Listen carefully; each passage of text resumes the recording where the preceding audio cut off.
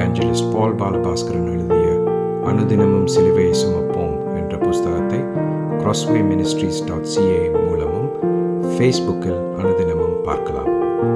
நிச்சயமாக இந்த வார்த்தைகள் உங்கள் ஆவிக்குரிய வாழ்க்கைக்கு உதவியாக இருக்கும் என்றும் நம்முடைய கர்த்தராகிய இயேசு கிறிஸ்துவையும் அவர் சிலுவையில் நிறைவேற்றியதையும் மகிமைப்படுத்தும் என்று நாம் நம்புகிறோம்.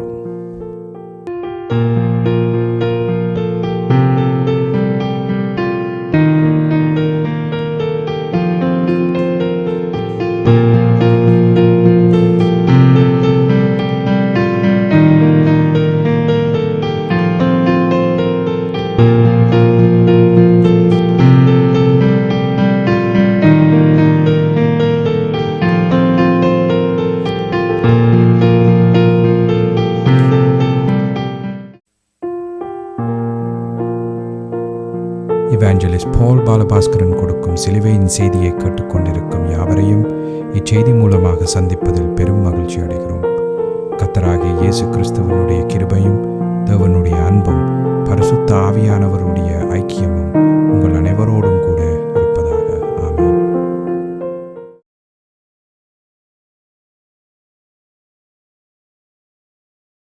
நான் இவாஞ்சலிஸ்ட் பால் பாலபாஸ்கரன். சிலுவையின் செய்தி என்ற இந்த நிகழ்ச்சியில் என் சகோதரர்கள், என் சகோதரிகள், என் நண்பர்கள் எல்லோரையும் மறுபடியும் சந்திப்பதில் நான் பெரும் மகிழ்ச்சி அடைகிறேன். இந்த அருமையான நேரத்தை கர்த்தராகிய இயேசு கிறிஸ்து எங்களுக்கு ஒதுக்கி தந்திருக்கிறார். இந்த நேரத்தில் கர்த்தருடைய வேத வார்த்தைகளை உங்களோடு பகிர்ந்து கொள்வது எனக்கு மிகுந்த சந்தோஷத்தை அளிக்கிறது என்பதை நீங்கள் அறிந்து கொள்ள வேண்டும். கர்த்தருடைய வார்த்தை என சொல்லப்படும் பொழுது எந்த காலத்திலும் சிலுவையில் அறையப்பட்ட கிறிஸ்துவையே பிரகடனப்படுத்துகிறது என்ற உண்மையை நாம் அறிந்து உணர்ந்து அதனை நம்முடைய இருதயத்தில் உறுதியாக நிலைநாட்டி வைத்திருக்க வேண்டும் என்பது ஒவ்வொரு கிறிஸ்தவர்களும் அறிந்திருக்க வேண்டும். இப்பொழுது நாம் வேத வார்த்தைக்கு போவோம்.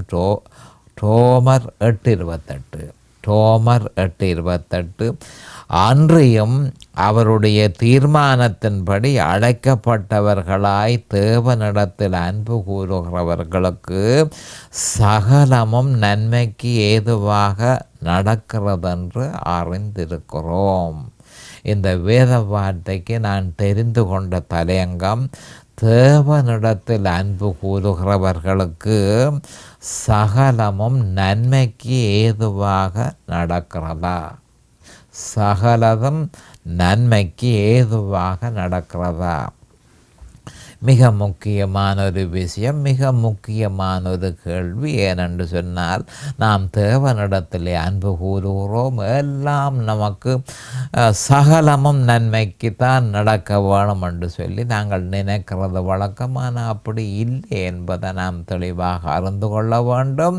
அதே நேரம் அப்படி உண்டு என்பதையும் நாம் தெளிவாக அறிந்திருக்க வேணும். தேவனுடைய சித்தத்தின்படி நடந்தால் உண்டு, தேவனுடைய சித்தத்தின்படி நடக்கவில்லை என்று சொன்னால் இல்லை. இப்பொழுது நாம் ஜெபத்துக்கு கடந்து செல்வோம். அருமையானங்கள் பிதாவே உமக்கு ஸ்தோத்திரம், பரலோகத்தின் தேவனே உமக்கு ஸ்தோத்திரம். உம்முடைய குமாரன் இயேசு கிறிஸ்துவ பலியாக சிலுவையில் ஒப்பு கொடுத்து அவருடைய விலையேறப்பெற்ற இரத்தத்தினால் தேவரே நிலங்கள் எல்லோரையும் மீட்டு கொண்டீர். அதற்காக உமக்கு இன்றைக்கும் ஸ்தோத்திரம். இந்த நேரத்தில் இந்த வேத வார்த்தைகளை கேட்டுக்கொண்டிருக்கிற என் சகோதர சகோதரிகள், நண்பர்கள் எல்லோரையும் தேவரீர் ஆசீர்வதித்து அபிஷேகித்து அவர்களுக்கு பிரகாசமான மனக்கண்களை கொடுத்து உம்முடைய வேத வார்த்தைகளை அறிந்து கொள்ளக்கூடிய பாக்கியத்தையும் அவர்களுக்கு கொடுத்தருள வேணுமென்றும், அதே நேரம் அடியேனையும் அபிஷேகித்து உம்முடைய வேத வார்த்தைகளை நிதானமான முறையில் போதிக்கத்தக்கதாக உம்முடைய பரிசுத்த ஆவியானவர் தாமே முன்னொன்று போதனை செய்ய வேணுமென்று இயேசு கிறிஸ்துவின் நாமத்தினால் கேட்டுக்கொள்கிறேன் பிதாவே. ஆமேன் and amen and amen. Hallelujah, hallelujah, hallelujah. Thank you Jesus. Praise the Lord, praise the Lord, praise the Lord. அப்போ நான் முந்தின கடைசி செய்தியில் நான் குறிப்பாக உங்களுக்கு சொல்லியிருந்தேன், பரமபிதா நம்மில் பிரியமாய் இருக்க வேணுமாய் இருந்தால் நாம் கிறிஸ்துவுக்குள் இருக்க வேணும் என்று நான் சொல்லியிருந்தேன். அப்போ கிறிஸ்துவுக்குள் நாம் எப்படி இருக்க முடியும் என்று கேட்டால் நம்முடைய ஆண்டவராகிய இயேசு கிறிஸ்து தெளிவாக அதற்குரிய நிபந்தனையை நமக்கு தந்திருக்கிறார். லூக்கா 9:23 அவர் சொல்லியிருக்கிறார், நீங்கள் என்னிலே அன்பாய் இருக்க போகிறதா இருந்தால், என்னிலே அன்பாய் நானும் உங்களிலே அன்பாய் இருக்கிறேன் என்று சொல்லியிருக்கிறார். எங்கே யோவான் 15:9-10. அப்போ அந்த அன்பை அவர் எங்களிலே அன்பாய் இருக்கிறது, எப்படி நாங்கள் அவருடைய அன்பை பெற்றுக்கொள்ளலாம் என்று சொல்லி கிறிஸ்தவர்கள் சிந்திப்பார்கள். அப்போ அதுக்கு அவர் என்ன சொல்லியிருக்கிறார் என்று சொன்னார், என்னுடைய நிபந்தனைகளை நீங்கள் நிறைவேற்ற வேண்டும். அந்த நிபந்தனை என்ன? லூக்கா 9:23 தெளிவாக சொல்லப்பட்டிருக்கு. ஒருவன் என் பின்னே வர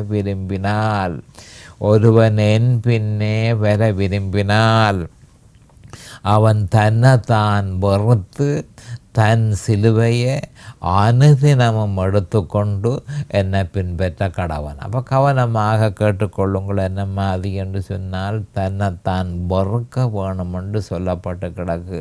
இது அவ்வளவு இலகுவான விஷயம் அல்ல.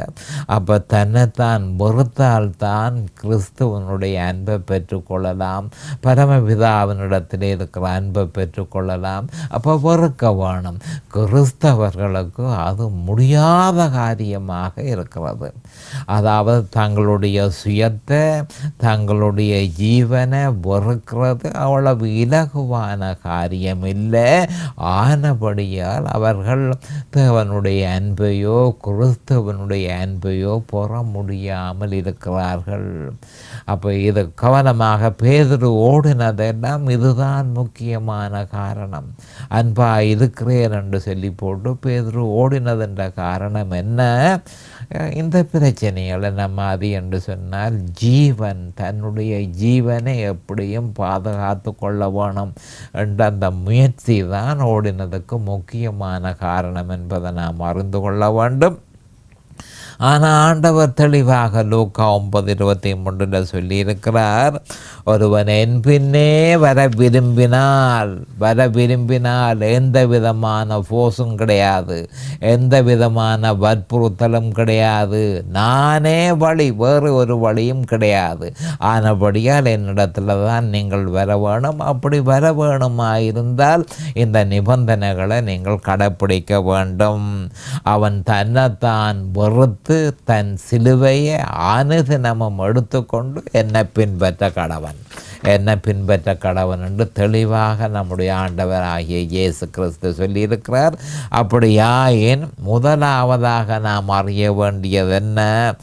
நாம் பரமபிதாவினிடத்தில் செல்ல வேண்டுமாயின் கிறிஸ்து மூலமாகவே செல்ல முடியும் என்பது யோவான் 14:6 சொல்லப்பட்டு கிடக்கு. அப்போ பரமபிதாவிட்ட நாம் செல்ல வேணுமா இருந்தால் எப்படி நாம் பரமபிதாவினிடத்தில் செல்லலாம்? இயேசு கிறிஸ்து மூலமாகவே செல்ல முடியும் என்பதை யோவான் 14:6 நிரூபிக்கிறது. நானே வழியும் சத்தியமும் ஜீவனுமாய் இருக்கிறேன், என்னாலே அல்லாமல் ஒருவனும் பிதாவினிடத்தில் வரான் என்று நம்முடைய ஆண்டவராகிய இயேசு கிறிஸ்து சொல்லியிருக்கிறார். அப்போ பரமபிதா விட்ட போக வேணுமா இருந்தால் இயேசு கிறிஸ்து மூலமாகத்தான் போக முடியும். அடுத்த 2வது கிறிஸ்தவர்கள் அறிந்து கொள்ள வேண்டியது என்னவென்றால், கிறிஸ்துவிடம் அவர்கள் செல்ல வேணும். கிறிஸ்துவிடம் செல்ல வேண்டுமாயின் அனுதினமும் சிலுவையை சுமக்க வேண்டும். அனுதினமும் சிலுவையை சுமக்க வேண்டும் என்று சொல்லி லூக்கா 9:23 சொல்லப்பட்டதை நான் உங்களுக்கு வாசித்தேன். மற்றது கிறிஸ்துவின் சிலுவையை சுமக்கிறதா இருந்தால் நாம் நிராகரிக்க வேண்டும். நம்முடைய சுயத்தையும் நம்முடைய ஜீவனையும் முற்று முழுதுமாக நிராகரிக்க வேண்டும். இதை பற்றியும் லூக்கா 9:23 நம்முடைய ஆண்டவர் ஆகிய இயேசு கிறிஸ்து சொல்லியிருக்கிறார். நாம் நிராகரிக்கிறதற்கு இடவிடாமல் கிறிஸ்துவின் சிலுவையை விசுவாசிக்க வேண்டும். நாம அதை செய்ய முடியாது. கிறிஸ்துவின் சிலுவையை தொடர்ந்து விசுவாசித்து கொண்டிருக்கும் பொழுது நாம் நிராகரிப்பது இலகுவாக்கப்படும். ஆனபடியால் தான் ஒருவன் என் பின்னே வர விரும்பினால் அவன் தன்னைத்தான் வெறுத்து தன் சிலுவையை அனுதினமும் எடுத்துக்கொண்டு என்னை பின்பற்ற கடவன் என்று சொல்லி நம்முடைய ஆண்டவராகிய இயேசு கிறிஸ்து தெளிவுபடுத்தி இருக்கிறார். அப்போ இதுதான் பரமபிதாவிட்ட போகிறதுக்கு தேவையான நிபந்தனை. கிறிஸ்துவிடம் போகிறதுக்கு தேவையான நிபந்தனை. கிறிஸ்துவிடம் போனால்தான் பரமபிதாவினிடத்தில் போக முடியும். கிறிஸ்துவிட்ட போக முடியவில்லை என்று சொன்னால் பரமபிதாவினிடத்தில் போக முடியாது. அப்போ பிதாவினுடைய அன்பையும் கிறிஸ்துவனுடைய அன்பையும் பெற்றுக்கொள்ளும் வழியை நாம் அறிந்திருக்கிறோம். இப்பொழுதும் யோவான் 15:9-6 சொல்லப்பட்டிருக்கு, என்னுடைய அன்பிலே நிலைத்திருங்கள். என்னட்ட வந்துட்டீர்கள் என்று சொன்னால் அடுத்து செய்ய வேண்டிய வேலை என்னுடைய அன்பிலே நிலைத்து இருங்கள். அப்போ அதனுடைய ஆவிக்குரிய பொருளை நாம் அறிந்திருக்க வேணும். கிறிஸ்துவனுடைய அன்பில் நிலைத்திருப்பதற்கு நம்முடைய விசுவாசம் எந்த காலத்திலும் முழுவதுமாக கிறிஸ்துவிலும் அவர் சிலுவையில் நிறைவேற்றியதிலும் நிலைத்திருக்கும் பொழுதே சாத்தியமாகிறது. அந்த விசுவாசத்தில் நிலைத்திருக்கும் பொழுதே அது சாத்தியமாகிறது என்பதை நாம் அறிந்து கொள்ள வேண்டும். அவருடைய அன்பில் நிலைத்திருக்க வேணுமா இருந்தால் நம்முடைய விசுவாசம் இயேசு கிறிஸ்துவிலும் அவர் சிலுவையில் நிறைவேற்றியதிலும் நிலைத்திருக்க வேண்டும். அப்பொழுது அவருடைய அன்பிலே நிலைத்திருக்க முடியும். இதனை யோவான் 15:4-6 வரையும் உள்ள வேத வாக்கியங்கள் தெளிவுபடுத்துகிறது. அடுத்ததாக யோவான் 15:9-10 சொல்லப்பட்டதை பார்ப்போம். நான் என் பிதாவின் கற்பனைகளை கைக்கொண்டு அவருடைய அன்பிலே நிலைத்திருக்கிறது போல. அப்போ நான் என் பிதாவினுடைய அன்பிலே நிலைத்திருக்கிறேன். எப்படி அந்த அன்பிலே நிலைத்திருக்கிறேன்? என் பிதாவினுடைய கற்பனைகளை நான் கை கொண்டிருக்கிறேன். கவனமாக கேட்டுக்கொள்ளுங்கள். இது மிக முக்கியமான விஷயம். கிறிஸ்துவுக்கு பிதாவினுடைய கட்டளை உலக தோற்றத்துக்கு முன்னமே இந்த கட்டளை கொடுக்கப்பட்டதுன்றதை நாங்கள் 1 பேதுரு 1:18-20 அறிந்து கொள்ள முடியும். அப்போ கிறிஸ்து தெளிவாக கிறிஸ்துவுக்கு பிதாவினுடைய கட்டளை மனித குலத்தை பாவத்திலிருந்து அந்த பாவத்திலிருந்து மீட்டு கொள்வதற்கு நீர் சிலுவைக்கு செல்ல வேண்டும் என்பதுதான் பரமபிதாவினுடைய கட்டளை. யாருக்கு? இயேசு கிறிஸ்துவுக்கு. மத்தேயு 16:21-24 இதை பற்றி தெளிவாக சொல்கிறது. அப்போ பிதா நமக்கு கிறிஸ்துவுக்கு ஒரு கட்டளை கொடுத்திருக்கிறார். அதே பிதா நமக்கும் ஒரு கட்டளை கொடுத்திருக்கிறார். என்ன கற்பனை? என்னுடைய அன்பில் நீங்கள் நிலைத்திருக்க வேணுமென்றால் அந்த கட்டளையை நீங்கள் செய்ய வேணும்.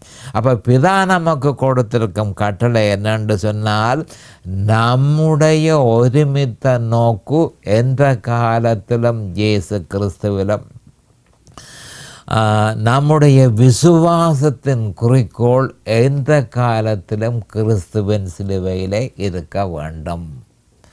கவனமாக கேட்டுக்கொள்ளுங்கள். நம்முடைய ஒருமித்த நோக்கு எந்த காலத்திலும் இயேசு கிறிஸ்துவிலும், நம்முடைய விசுவாசத்தின் குறிக்கோள் எந்த காலத்திலும் கிறிஸ்துவின் சிலுவையில் இருக்க வேண்டும். அப்போ அப்படி இருக்கும் கிறிஸ்துவின் சிலுவையில் நிலைத்திருக்க வேண்டும். இதைத்தான் ஏற்கனவே தெளிவாக சொல்லப்பட்டிருக்கு. லூக்கா 9:23 ரோமர் 6:3-5 இது பற்றி தெளிவாக சொல்லப்பட்டிருக்கிறது. மற்றது மத்தேயு 11:29 சொல்லப்பட்டிருக்கு. அப்போ பரமபிதா நமக்கு ஒரு கட்டளை கொடுத்திருக்கிறார். அது என்ன கட்டளை? ஒருமித்த நோக்கு இயேசு கிறிஸ்துவிலும் உங்களுடைய விசுவாசத்தின் குறிக்கோள் அவர் சிலுவையில் நிறைவேற்றியதிலும் இருக்க வேண்டும் என்று சொல்லி தெளிவாக. அப்போ கிறிஸ்துவுக்கு ஒரு கட்டளை, நமக்கு ஒரு கட்டளை. கிறிஸ்துவுக்கு கொடுத்த கட்டளை, நீர் இந்த மனுஷனுக்காக சிலுவைக்கு போய் உம்மை பலியாக கொடுத்து இந்த உம்முடைய இரத்தத்தை சிந்தி இந்த மனுஷனை மீட்டுக்கொள்ளும். மனுஷா, உன்னுடைய வேலை இயேசு கிறிஸ்துவனுடைய ஒருமித்த நோக்காயிருக்க வேணும். உன்னுடைய விசுவாசத்தின் குறிக்கோள் எப்பொழுதும் சிலுவையில் இருக்க வேண்டும். அப்படி இருக்கும் பொழுது பரிசுத்த ஆவியானவர் உன்னில் வல்லமையாக செயல்பட்டு நீ என்ன மாதிரி இருக்க வேணும் என்று விரும்புகிறாயோ அந்த மாதிரி இருப்பதற்கு உனக்கு உதவி செய்வார் என்று சொல்லி தெளிவாக சொல்லப்பட்டிருக்கு. அடுத்ததாக, நீங்களும் என் கற்பனைகளை கை கொண்டிருந்தால், ஆண்டவராகிய இயேசு கிறிஸ்து யோவான் 15:9-10 சொல்லியிருக்கிறார், நீங்களும் என் கற்பனைகளை கை கொண்டிருந்தால். அப்போ அவருடைய கற்பனையை நாம் நிறைவேற்றுவதற்கு நம்மில் வல்லமையாக செயல்பட்டு கொண்டிருக்கும் பரிசுத்த ஆவியினாலேயே சாத்தியமாகும். பரிசுத்த ஆவியினாலேயே சாத்தியமாகும் என்றதை முதற்கண் நாம் தெளிவாக அறிந்திருக்க வேண்டும். அப்போ விசுவாசத்தின் அடிப்படையிலேயே பரிசுத்த ஆவியானவர் நம்மில் செயல்படுகிறார் என்பதை நாம் அறிந்திருக்க வேண்டும். ஏனென்று சொன்னால் ரோமர் 8:2 தெளிவாக சொல்லுகிறது, கிறிஸ்து இயேசுவினாலே ஜீவனுடைய ஆவியின் பிரமாணம் என்ன, பாவம் மரணம் என்ற பிரமாணத்தில் நின்று விடுதலையாக்கிட்டே. அப்போ பரிசுத்த ஆவியானவர் நம்மில் செயல்பட வேணுமா இருந்தால் இயேசு கிறிஸ்துவுக்குள், இயேசு கிறிஸ்து, கவனமாக கேட்டுக்கொள்ளுங்கள், இயேசு கிறிஸ்துவுக்குள் நாம் இருக்க வேண்டும். இயேசு கிறிஸ்துவுக்குள் நாம் இருக்க வேண்டும். அப்போ அந்த எப்படி நாங்கள் இயேசு கிறிஸ்துவுக்குள்ளே இருக்க முடியும்? அந்த விசுவாசத்தின் மூலம். அந்த விசுவாசம் என்ன? 1 கொரிந்தியர் 2:2 சொல்லப்பட்டிருக்கிறது. அந்த விசுவாசம் என்னன்னு சொல்லி பிறகு நம்முடைய ஆண்டவராகிய இயேசு கிறிஸ்து யோவான் 15:9-10 சொல்லியிருக்கிறார், என்னுடைய அன்பிலே நிலைத்திருப்பீர்கள்.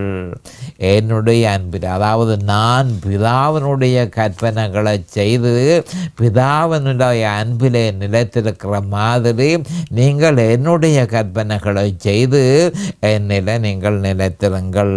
அப்போ என்னுடைய அன்பிலே நிலைத்திருப்பீர்கள் என்று சொல்லிக்க எப்படி நிலைத்திருக்க முடியும்? அந்த விசுவாசத்தின் மூலம். இதனைத்தான் தெளிவாக 1 கொரிந்தியர் 2:2 அதை நடைமுறைப்படுத்துகிறது. எப்படி என்றதை லூக்கா 9:23 நடைமுறைப்படுத்தாவிட்டால் நீங்கள் என்னுடைய சிஷ்யர்கள் இல்லை என்பதை 14:27 தெளிவாக சொல்லப்பட்டிருக்கிறது. அப்போ அந்த விசுவாசத்தில் நிலைத்திருக்கும் பொழுதே நாம் கிறிஸ்துவனுடைய அன்பில் நிலைத்திருக்க முடியும் என்பதை நாம் தெளிவாக அறிந்திருக்க வேண்டும். இப்படி இருக்க சகலமும் நன்மைக்கு ஏதுவாக நடப்பதற்கு தேவனிடத்திலே அன்பு கூற வேண்டும் என்பதனையும் அதனை எப்படி நிறைவேற்றுவது என்பதனையும் நாம் தெளிவாக அறிந்துள்ளோம். சகலமும் நன்மைக்கு ஏதுவாக நடப்பதற்கு பரிசுத்த ஆவியானவரால் பவுல் அப்போஸ்தலர் கொடுத்திருக்கும் அடுத்த நிபந்தனை, 2வது நிபந்தனை. அடுத்த நிபந்தனை என்னென்று சொன்னால், அவருடைய தீர்மானத்தின்படி நாம் அழைக்கப்பட்டவர்களாக இருக்க வேண்டும். அவருடைய தீர்மானத்தின்படி நாம் அழைக்கப்பட்டவர்களாக இருக்க வேண்டும். அதிகமாக நாம் அவருடைய தீர்மானத்துக்கு அல்ல, நம்முடைய தீர்மானத்துக்கே முக்கியத்துவம் கொடுப்பது பொதுவான நீதியாக இருக்கிறது. சரி, அவருடைய தீர்மானம் என்ன? நாம் எதற்காக அழைக்கப்பட்டிருக்கிறோம் என்பதனை அறிந்து கொள்வதற்கு முதற்கண் நம்முடைய விசுவாசம் முற்றும் முழுதுமாக இயேசு கிறிஸ்துவிலும் அவர் சிலுவையில் நிறைவேற்றியதிலும் நிலைத்திருக்க வேண்டும். அப்போ அவருடைய தீர்மானம் என்ன என்றதை நாம் அறிய வேணுமா இருந்தால் நாம் விசுவாசத்தில் நிலைத்து நிற்க வேண்டியது தவிர்க்க முடியாத ஒரு விஷயம்.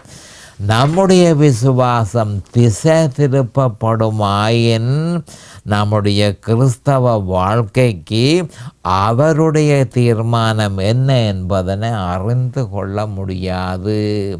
அப்போ விசுவாசத்தில் நிலைத்திருக்கும் பொழுதே அவருடைய தீர்மானம் என்ன என்பது பரிசுத்த ஆவியினால் நமக்கு வெளிப்படுத்தப்படும். அப்போ அந்த விசுவாசத்தை விட்டு நாம் விலகி நம்முடைய விசுவாசம் திசை திருப்பப்படுமாயின் நம்முடைய கிறிஸ்தவ வாழ்க்கைக்கு அவருடைய தீர்மானம் என்ன என்பதனை அறிந்து கொள்ள முடியாது.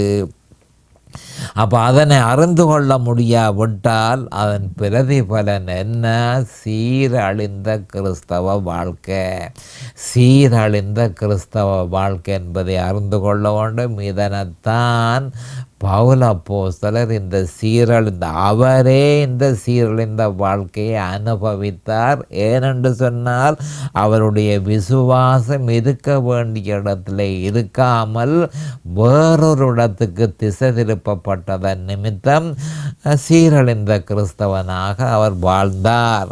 அந்த நேரத்தில் அவர் சொன்னார், ரோமர் 7:24, நிர்பந்தமான மனுஷன் நான், இந்த மரண சரீரத்தில் நின்று யார் என்ன விடுதலை ஆக்குவார் என்று சொல்லியிருந்தார். அப்போ நிர்பந்தமான வாழ்க்கை எப்படியானது என்பதை ரோமர் 7:24 நாம் காணக்கூடியதாக இருக்கிறது. நம்முடைய விசுவாசம் வேறு எதனிலும் நங்கூரமிடப்படுமாயின், கவனமாக கேட்டுக்கொள்ளுங்கள், நம்முடைய விசுவாசம் எந்த காலத்திலும் கிறிஸ்துவிலும் அவர் சிலுவையில் நிறைவேற்றியதிலும் நிலைத்திருக்க வேண்டும். அப்போ நம்முடைய விசுவாசம் வேறொன்றில் நங்கூரமிடப்படுமாயின் பரிசுத்த ஆவியானவர் நமக்குள் வேலை செய்வதில்லை. அதற்கு பதிலாக மாம்சமும் சுயமும் வல்லமையோடு செயற்பட தொடங்கும். மாம்சமும் சுயமும் வல்லமையாக பலமாக செயற்படும் என்பதை நாம் அறிந்து கொள்ள வேண்டும். அவைகள் செயற்படும் பொழுது பரிசுத்த ஆவியானவருடைய செயற்பாடு தடைப்படும். அவர் செயற்பட மாட்டார். ஏன் செயற்பட மாட்டார்? அதாவது சட்டவிரோதமான செயல் நடந்து கொண்டிருக்கும் பொழுது பரிசுத்த ஆவியானவர் தன்னுடைய உதவியை விசுவாசிக்கு கொடுக்க மாட்டார். ஏனெனில் ஒருவன் கிறிஸ்து என்ற தன்னுடைய புருஷனை தவிர்த்து வேறு ஆவிக்குரிய புருஷர்களை நாடி அவர்களோடு வேசித்தனத்தில் ஈடுபடும் பொழுது, அவர்களோடு ஆவிக்குரிய வேசித்தனத்தில் ஈடுபடும் பொழுது பரிசுத்த ஆவியானவர் அவனுக்கு உதவி செய்வதில்லை. அப்போ விசுவாசிகளுக்கு இது பெரிய ஒரு சங்கடமான விஷயம். இருக்க வேண்டிய இடத்துல விசுவாசம் இல்லாமல் வேறொரு இடத்துக்கு விசுவாசம் திசை திருப்பப்படுமாயின், எத்தனையோ முறை நம்முடைய ஆண்டவராகிய இயேசு கிறிஸ்து சீஷர்களை பார்த்து அற்ப விசுவாசிகளே என்று சொல்லியிருந்தார். இப்போ காரணம் என்ன? இருக்க வேண்டிய இடத்துல விசுவாசம் இல்லாமல் வேறொன்றுக்கு போகும் பொழுது அசுத்த ஆவிகளினால் புல் வண்ணப்பட்டு இழுக்கப்பட்டு அசுத்த ஆவிகளே அதுக்கு முக்கியமான காரணம் என்பதை நாம் அறிந்து கொள்ள வேண்டும். அப்போ அசுத்த ஆவிகளை ஏற்றுக்கொண்டு அவர்கள் அந்த அசுத்த ஆவிகளோட விசுவாசி அசுத்த ஆவியின் சொற்படி கேட்டு நடக்கும் பொழுது அவன் ஆவிக்குரிய வேசித்தனத்தில் ஈடுபட்டிருக்கிறான். தன்னுடைய புருஷனாகிய இயேசு கிறிஸ்துவை விட்டு இன்னொரு அறியாத அந்நிய புருஷர்களை அவன் தேடினதன் நிமித்தம் பரிசுத்த ஆவியானவர் என்ன சொல்கிறார் என்று சொன்னால், உன்னுடைய தீர்மானத்தை, நீ அழைக்கப்பட்ட தீர்மானத்தை நீ அறிய முடியாது. அறிய முடியாது என்று சொல்லி தெளிவாக சொல்கிறார். அப்போ அவருடைய உதவி கிடைக்காவிட்டால் அவருடைய தீர்மானம் வெளிப்படுத்தப்பட மாட்டாது. ஏனெனில் பரிசுத்த ஆவியானவரே அதை வெளிப்படுத்த வேண்டும். அவர் வெளிப்படுத்துவதற்கு ஒருவன் கிறிஸ்துவுக்குள் இருக்க வேண்டும் என்பதே அவருடைய பிரமாணமாய் இருக்கிறது. இதனை ரோமர் 8:2 அந்த பிரமாணம் என்னென்று சொல்கிறார்? கிறிஸ்து இயேசுவினாலே ஜீவனுடைய ஆவியின் பிரமாணம் என்று சொல்லப்பட்டிருக்கு. அந்த பிரமாணத்தை கடைப்பிடிக்கும் பொழுது தான் பரிசுத்த ஆவியானவர் வல்லமையாக செயல்படுவார். பரிசுத்த ஆவியானவர் நம்மள வல்லமையாக செயல்பட்டு அந்த தீர்மானம் என்ன, அந்த அழைப்பின் தீர்மானம் என்ன என்பதை நமக்கு வெளிப்படுத்துவார். பரிசுத்த ஆவியானவர் வெளிப்படுத்தவில்லையோ அந்த தீர்மானத்தை பற்றிய தகவல் எனக்கு இல்லை. அப்போ அந்த தகவல் எனக்கு இல்லை என்று சொன்னால் எல்லாம் எனக்கு நன்மைக்கு நடக்க போகிறதில்லை.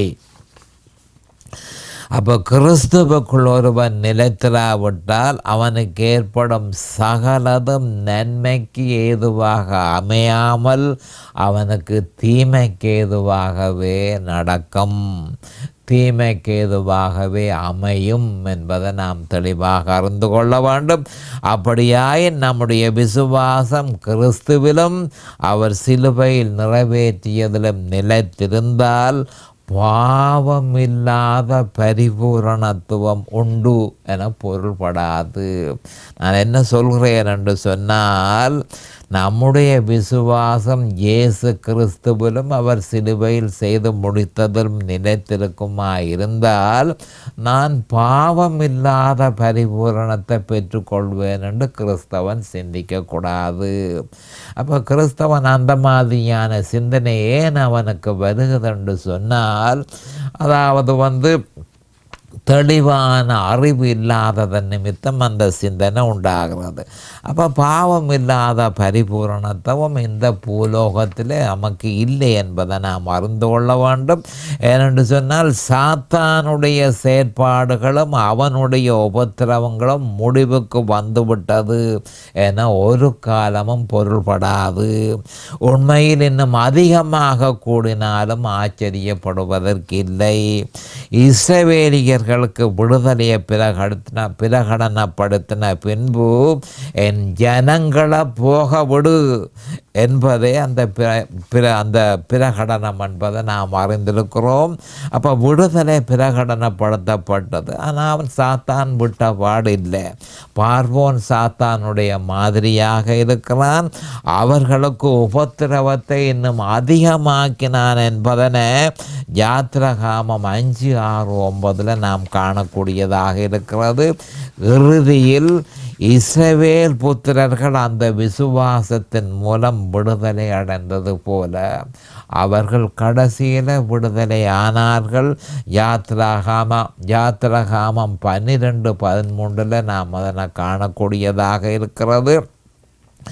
அதே மாதிரி நாமும் அந்த விசுவாசத்தில் நிலைத்திருப்போமா இருந்தால் கவனமாக கேட்டுக்கொள்ளுங்கள். இஸ்ரவேலியர்கள் விடுதலை அடைந்தது போல தேவனும் சாத்தானால் நம்மீது சுமத்தப்படும் சகல தீமைகளையும் நன்மைக்கு ஏதுவாக மாற்றுவார் என்பதை நாம் தெளிவாக அறிந்து கொள்ள வேண்டும்.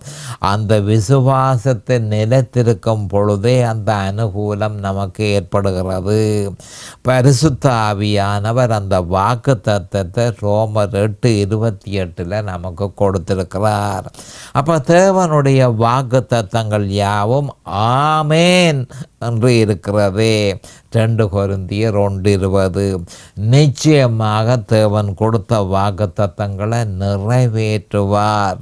மாம்சமும் சுயமும் பிசாசும் உலகமும் நம்ம திசை திருப்பாமல் விசுவாசத்தின் நல்ல போராட்டத்தை போராடுவதே நம்முடைய பொறுப்பாக இருக்கிறது. 1 தீமோத்தேயு 6:12. அப்போ விசுவாசத்தின் நல்ல போராட்டம், முதல் அருமையான போராட்டம் என்று சொல்லி பரிசுத்த ஆவியானவர் சொல்லியிருக்கிறார். அந்த போராட்டத்தை போராட வேண்டிய மாதிரி போராட வேண்டியதே நம்முடைய பொறுப்பாக இருக்கு. 1 தீமோத்தேயு 6:12. இப்பொழுது நேரம் சமீபமாகிவிட்டது. அடுத்த செய்தியில் நான் உங்களை சந்திக்கும் வரை கர்த்தராகிய இயேசு கிறிஸ்துவின் நாமத்தினால் நான் உங்களை ஆசீர்வதிக்கிறேன். அவருடைய கிருபையும் அவருடைய இரக்கமும் உங்களுக்கு தாராளமாக கிடைப்பதாக இயேசுவின் நாமத்தில் பரிசுத்த பிதாவே. ஆமேன் அண்ட் ஆமேன் அண்ட் ஆமேன். இந்த சிலுவையின் செய்தியை கேட்பவர்கள் அதன் ஆவிக்குரிய பலனை பூரணமாக அடைய வேண்டும் என்பதே நம்முடைய பிரார்த்தனையாகும். தொலைபேசி மூலம் தொடர்பு கொள்ள விரும்புவோர் 647-465-1224 மூலமும், இமெயில் மூலம் தொடர்பு கொள்ள விரும்புவோர் paulbalabaskaran@gmail.com மூலமும் தொடர்பு கொள்ளலாம்.